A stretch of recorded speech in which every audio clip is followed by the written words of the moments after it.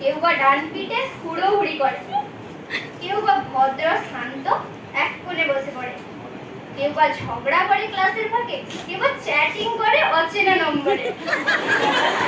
কারোর আবার গলার স্বর অষ্টম সুরে, সেই স্বর রুদ্ধ করতে আসে সব তেড়ে।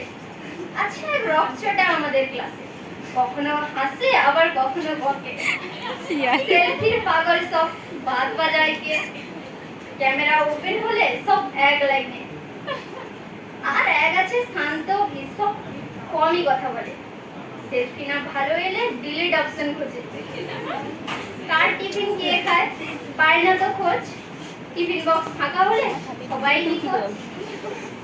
কারো হাসি অসহনীয়, হাত যায় কানে, হাতাহাতি চুলোচুলি রোজকার দৃশ্য। কেউ বা ফুল ধরে কথার মাঝে, সেই কথা ঘুরে ফিরে আসে তার কাছে।